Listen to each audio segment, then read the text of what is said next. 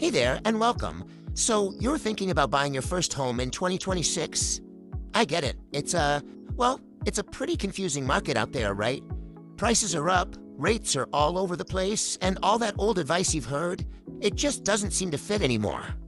I'm sure you've heard it a million times, right? Renting is just throwing money away. But what if that's just not true anymore? What if in today's wild market, renting is actually the smartest first step towards buying a home? Okay, let's get into it. Okay, so the biggest roadblock for buyers right now, it's the cost of borrowing money.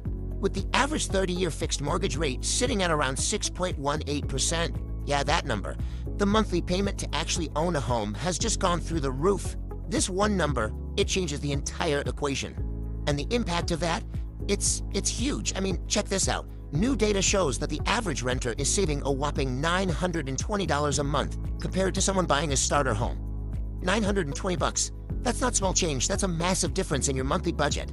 Okay, so this brings us to what I'm calling the 2026 housing puzzle. It's time to start challenging those old rules of real estate because frankly, the game has completely changed. You know, it's not just us saying this. Financial experts are completely changing how we talk about this. They're basically saying that old throwing money away idea is one of the biggest myths out there. Renting isn't a dead end. It can actually be a really smart, strategic financial move. And look, this isn't just some theory. The data is pretty overwhelming. When you actually look at the numbers across the country, well, what you find might really surprise you. And here's what's truly mind-blowing about this. We're not just talking about a few super expensive places like New York or San Francisco.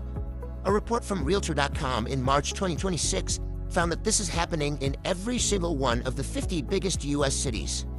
Yeah, you heard that right. That's 50 out of 50.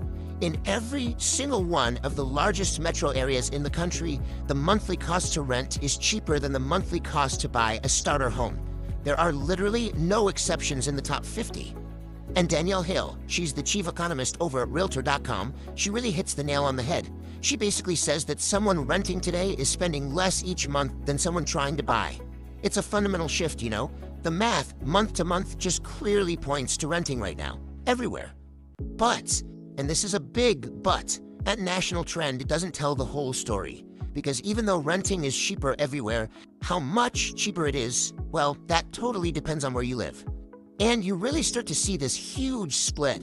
On one side, you've got these expensive coastal cities where buying is just ridiculously more expensive than renting. And on the other side, you've got cities in the Midwest where, yeah, renting is still cheaper, but the gap is way, way smaller. I mean, just look at these numbers. In Austin, you'd be saving over $1,700 a month, just by renting. And in San Jose, we're talking more than $2,400. That is an insane financial advantage. Okay, now let's switch gears and look at the Midwest. In Detroit, that savings drops to about $400. Still good, but not $1,700. And then you get to a place like Pittsburgh and the difference is only $64 a month. Suddenly in a city like that, the decision to buy starts to look a lot more tempting, right? So here's the big takeaway from all this. We have to stop looking at this gap as a roadblock, something that's stopping us from buying a house. Instead, we need to see it for what it is. A huge financial opportunity to get there even faster. So let's give this a name. We're going to call it the savings gap. And you should think of it as your personal down payment booster.